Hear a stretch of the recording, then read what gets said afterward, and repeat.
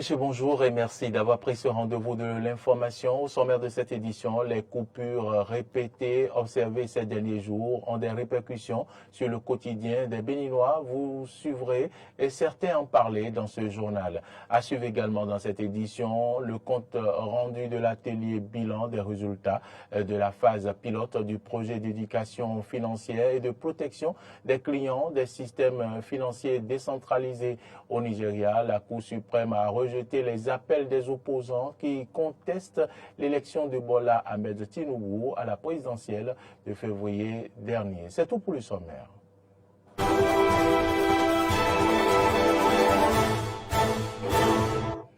Merci à toutes et à tous de nous préférer. Bienvenue dans ce journal. Alors que l'on s'habituait déjà à la disponibilité de l'énergie électrique et à l'absence du délestage, des coupures intempestives de courant s'observent depuis quelques jours dans des villes du Bénin. Bien que les raisons parfois soient liées aux travaux de maintenance, ces coupures ne sont pas sans répercussion sur le quotidien des citoyens. Quelques-uns ont accepté de se confier au micro de Clémence Tonocoin. Suivez.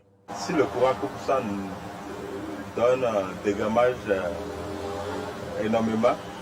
Donc si ça coupe comme ça, on a trop de problèmes. Donc les boissons se déglacent. Donc, et puis la musique aussi, pour faire distraire à nos clients aussi, ça nous manque. Donc on essaie d'une manière pour nous pouvoir les satisfaire. Donc le peu de gaz qui reste dans le frigo, on gère avec ça. Donc si ça se termine, donc on achète des glaces et puis on met ça dans des glacières pour pouvoir satisfaire nos clients. C'est un peu ça. Ça gâte nos frigos. Parce que si le courant se coupe comme ça, arrivé un provisionnement comme ça là-dedans, on a des problèmes par rapport au frigo comme ça et sur les appareils aussi. Vraiment, quand les coupures d'électricité viennent comme ça crée beaucoup de soucis. Par rapport aux appareils que nous utilisons pour travailler, ça crée des problèmes. Les appareils se gâtent. Et avant que ça ne revienne vraiment. Quand on coupe le courant, parfois ça dure, ça fait des heures, parfois même toute une journée. Et ça dérange, ça nous empêche de travailler correctement. Je vois qu'à Cotonou, maintenant, on constate qu'il y a des coupures répétées, ce qui a un impact sur le travail que moi je fais personnellement. Pourquoi? Parce que il faudrait que, comme je suis une formation en informatique, il faudrait que je m'applique sur l'ordinateur.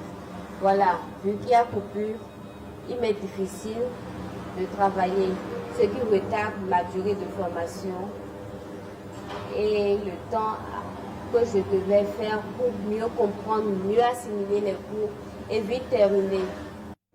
Parlons maintenant de l'atelier bilan des résultats de la phase pilote du projet d'éducation financière et de protection des clients des systèmes financiers décentralisés qui a eu lieu hier à la salle de conférence du Fonds national pour la microfinance. Cet atelier a réuni les acteurs de la microfinance au Bénin ainsi que certains partenaires du projet. Et suivez ici le compte rendu de Arthur Wendo. Le projet d'éducation financière et de protection du client des systèmes financiers décentralisés par le canal des centres de promotion sociale a contribué au renforcement du capital confiance des actuels et potentiels consommateurs des systèmes financiers décentralisés à travers l'éducation financière. C'est donc le moment du bilan. Nous avons essayé de réunir tous les acteurs du secteur de la microfinance et des affaires sociales pour que nous puissions essayer d'échanger pour voir ce que nous retenons pour la phase de généralisation. Et je sais compter sur chacun de vous pour votre disponibilité, pour conduire à bon terme les travaux et qu'à la sortie de cet atelier, nous puissions retenir les grandes lignes sur lesquelles nous allons nous appuyer. Cette phase pilote a permis de renforcer les capacités d'une vingtaine d'agents de 5 centres de promotion sociale dans plusieurs domaines. La première phase de ce projet est mise en œuvre de janvier 2022 à juin 2023. A pris en compte 5 CPS, à savoir le CPS de Cotonou-Sainte-Cécile, le CPS de Porto Novo Wando, le CPS de Boycon, le CPS de Lokossa et le CPS d'Alada. Cette phase pilote a permis de renforcer les capacités d'une vingtaine d'agents de ces 5 centres de promotion sociale, en microfinance en général, en éducation financière et en performance sociale. L'objectif final est de faire de tous les centres de promotion sociale présents dans toutes les communes du Bénin des centres d'éducation financière et de protection de la population dans leurs relations d'affaires avec les services financiers décentralisés. L'organisation non gouvernementale luxembourgeoise ADA, appui au développement autonome, a constaté une bonne dynamique de construction autour de la phase pilote du projet. C'est ici l'occasion pour l'équipe de l'ONG ADA Luxembourg de saluer la belle dynamique de construction qui a prévalu à travers les échanges réguliers, soit en ligne, soit en présentiel ici au Bénin avec les équipes de ADA, soit également lors de la Semaine africaine de la microfinance en 2021 à Kigali, où nous avions poursuivi les échanges. Toutes les occasions ont été saisies et mises à profit, preuve de la volonté également de l'engagement du MASM pour la réalisation de ce projet pilote, pour accompagner donc les populations à une meilleure inclusion financière et à une meilleure utilisation des services financiers. L'ADAPAMI Bénin entend des projets appui au développement, à la professionnalisation et à l'assainissement de la microfinance a été impliqué aussi à ce projet et a d'ailleurs joué un rôle capital dans son déroulement. Nous avions trouvé pertinente l'idée de collaborer à ce projet et nous avions apporté en son temps notre expertise, notre vécu et également des outils pour faire en sorte que ce qui est en train d'être évalué aujourd'hui puisse l'être. L'autre objectif du projet d'éducation financière et de protection du client des systèmes financiers décentralisés par le canal des centres de promotion sociale est d'apporter une assistance aux consommateurs actuels des services financiers qui ont la volonté de rembourser mais dont la capacité n'est pas évidente et de promouvoir les droits et devoirs des consommateurs de services financiers. En bref, dans cette édition, cérémonie de remise officielle d'une salle informatique rénovée et équipée dans le cadre du programme Réimaginons l'éducation pour les adolescentes, adolescents et jeunes Bénin UNICEF. C'était ce mercredi au CEG2 de Boïko en présence du ministre des Enseignements secondaires, techniques et de la formation professionnelle, Kwaro Yves Tchabi, et du directeur Vinci Énergie Bénin. Dans son discours, Madame Djanabou Maondé, représentante de l'UNICEF, a annoncé que d'ici 2026, grâce à ce partenariat et à d'autres initiatives conjointes, 11 200 jeunes et adolescents âgés de 15 à 18 ans, parmi lesquels au moins 5 600 filles issues de 16 collèges et lycées des départements de la Libori, de la Takora, du Borgou, de la Donga et du Zou, bénéficieront d'un environnement scolaire de qualité favorisant l'accès au numérique et à l'éducation digitale. La représentante de l'UNICEF a également salué la contribution de Vinci Énergie Bénin au programme Réimaginons l'éducation pour les adolescentes, adolescents et jeunes. Autre information dans ce journal, vous le savez, le gouvernement béninois, à travers l'Agence nationale des transports terrestres, va réprimer dans les prochains jours le transport mixte. Cette phase répressive démarre après la phase de sensibilisation en cours sur l'ensemble du territoire national. Suivez dans ce reportage de Clémence Tonoucoin les avis et doléances des acteurs du secteur dans le département du littoral.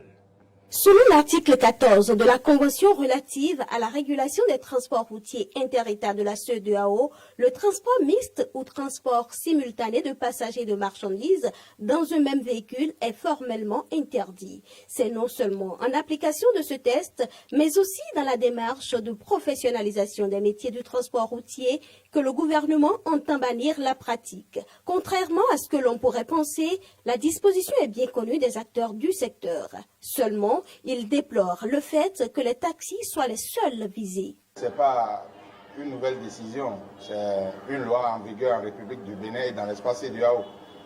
Donc c'est juste un rappel à voir le phénomène qui devient de plus en plus accru sur les routes les autorités ont voulu ramener à l'ordre les acteurs professionnels que nous sommes. Lorsqu'on commence par parler de chargement mixte, j'ai l'impression que les cadres, les autorités ont visé uniquement les véhicules. Descendez dans cette ceinture de Dantopa et vous allez voir le chargement que ZEM fait. On prend des sacs d'oignons, on va jusqu'à prendre 2 sacs d'oignons, 5 bidons d'huile, voire 6, la bonne dame, plus les boîtes de conserve. Voyez-vous? Et ces ZEM-là circulent allègrement sur nos routes. Vous prenez les tricycles qu'on appelle Kloboto aujourd'hui. Mais ces Kloboto aujourd'hui chargent 4 personnes, plus le conducteur qui fait 5, charge jusqu'à 30 sacs de riz de 50 kilos. Conscients des dangers que présente le transport mixte, les conducteurs de taxi estiment que plusieurs circonstances les y ont poussés. Aujourd'hui, par la cherté de l'essence et l'augmentation des prix de l'assurance et de visite technique a fait que le travail ne marche plus comme ça. Ils viennent de nous refuser aussi les surcharges et j'en suis tellement d'accord avec eux parce que l'assurance ne couvre pas la 5e personne que nous allons prendre. Et c'est ça qui nous oblige à prendre aujourd'hui les bagages et les passagers ensemble. Une bonne dame qui quitte Baou ou Cocody qui vient d'Antopa, qui prend 5 sacs de riz avec 2 bidons d'huile, quoi là, qui veut rentrer chez elle. Elle est obligée de prendre les petits taxis. Et le taxi aussi ne peut pas prendre lui seul pour aller là-bas. Combien elle va payer? Donc le taxi est obligé de la prendre et prendre encore d'autres en plus pour les ramener. C'est ça qui fait les chargements mixtes que vous voyez aujourd'hui. Donc moi je supplie beaucoup le gouvernement, les membres du gouvernement à qui de droit de descendre sur le terrain pour venir faire le constat de ce qui se passe aujourd'hui. Sinon, s'ils ne descendent pas et faire le constat, ils cherchent des moyens adéquats, je vous en suis, il veut. Le taxi était déjà dans le déclin, rentrait déjà dans le déclin, donc ils veulent le faire mourir. Pour ne pas laisser mourir le secteur du transport routier déjà agonisant, le secrétaire général de l'Organisation des conducteurs de taxi ville des communes du Bénin, Octavic Bénin, propose le recadrage du transport routier.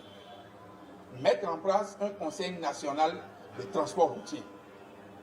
Et ce conseil, un peu comme c'est fait dans tous les corps de métier, puisse s'asseoir avec les acteurs. D'abord, ce conseil doit se composer de nos acteurs et l'administration publique, ainsi que les partenaires publics-privés. Et à chaque assise, nous pouvions parler des problèmes concrets, les décisions à prendre, les décisions à appliquer. Comme ça, on va régler une bonne partie des problèmes. Il est essentiel de différencier les marchandises des bagages ou colis des passagers pour lesquels des espaces spécifiques sont prévus en fonction du type de véhicule. De Cotonou, allons à Bomé-Calavi dans le département de l'Atlantique pour suivre la réaction des transporteurs. C'est avec Arthur Wendo. Lundi 16 octobre 2023, l'Agence nationale des transports terrestres ANAT initiait une séance de sensibilisation au sujet de l'interdiction du transport mixte qui consiste à charger simultanément des personnes et des marchandises dans un même véhicule. C'est une interdiction qui dérange et n'arrange pas les chauffeurs. Ça ne nous arrange pas. Mais pourquoi ça ne nous arrange pas? Par exemple, on met le prix du carburant à 680 francs à la station. Si nous prenons l'essence à la station à 680 francs, quel est le chargement que nous faisons pour prendre le litre d'essence là?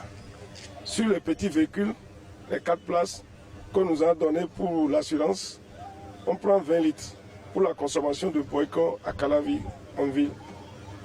Le chargement, si nous mettons ça à 3 000 francs pour les 4 personnes, ça nous fait 12 000. Dans 12 000 là, si nous prenons à 680 francs pour les 20 litres pour l'aller-retour, ça nous reste combien? De là-bas, ici, on faisait combien? Ça fait 24 000. Parmi les 24 000 là, si on enlève le prix du carburant là, il va rester combien pour la voiture? La voiture qui faisait ce trajet là, aller-retour, ça va rester combien pour lui? Si c'est le gouvernement qui me met en action, mais il doit savoir que c'est nous les pauvres qui aident le gouvernement. Actuellement, ça ne va pas. Ça ne va pas du tout.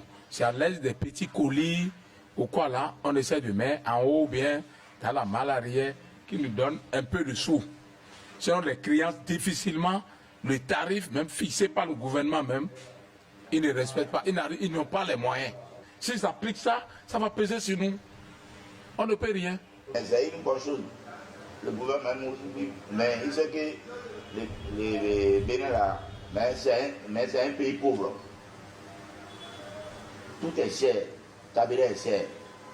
Donc les pièces de véhicules même est cher. Vous allez prendre France maintenant, on prend 5 places, 80 000, 110 000. Aujourd'hui, à 5 places, c'est 118 000, 125 000. Pour un an, visite technique 3 mois. Bon, vous avez fait visite technique maintenant, c'est à 12 000. Après Dieu, c'est le gouvernement. Les chauffeurs en sont conscients et c'est justement à cause de cela qu'ils invitent le gouvernement à revoir la formule. Nous, on veut concrètement, après Dieu, c'est le gouvernement.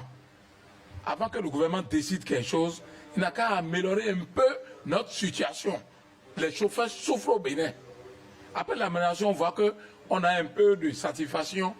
Le gouvernement peut prendre une décision, on doit le suivre. Au moins, dans quelques temps, on va sentir les chauffeurs, ce qui est établi là, donc nous sommes d'accord. Si ils peuvent nous aider par rapport au prix de l'essence, au moins, si ça diminue, je suis sûr qu'aucun chauffeur ne doit pas charger le véhicule avec le chargement, avec les bagages. C'est parce que pour arranger le chauffeur qui met tout ça là. Le transport mixte fait partie des pratiques malsaines qui occasionnent de nombreux cas d'accidents sur nos routes. Il faut rappeler que cette rencontre du lundi 16 octobre 2023 est la première d'une série de 2 bonnes semaines de sensibilisation sur le chargement mixte avant la phase répressive qui sera sous le contrôle de la police républicaine. Hors du Bénin à présent, la Cour suprême du Nigeria a rejeté ce mercredi les appels des 2 candidats de l'opposition qui contestaient l'élection de Tinubu à l'élection présidentielle de février 2023. Près de 25 millions de Nigérians avaient voté lors de ce scrutin. Cependant, l'opposition parle de fraude massive. Après examen, 7 juges ont rejeté le recours de Atiku Abubakar, arrivé 2e, et celui de Peter Obi, qui est arrivé 3e. Ces jugements mettent fin à un contentieux électoral qui durait depuis 8 mois. Ancien gouverneur de Lagos et candidat du parti du Congrès des progressistes au pouvoir, Bola Tinubu a remporté la présidentielle de février avec 37% des suffrages contre 29 et 25 pour ses concurrents. Madame, Monsieur, c'est ici que se referme ce journal. Merci à toutes et à tous de l'avoir suivi. Si vous êtes à table, bon appétit à vous. Je vous laisse en notre compagnie et surtout de nos programmes retrouvés à 19h grâce à Valibé pour l'édition de ce soir.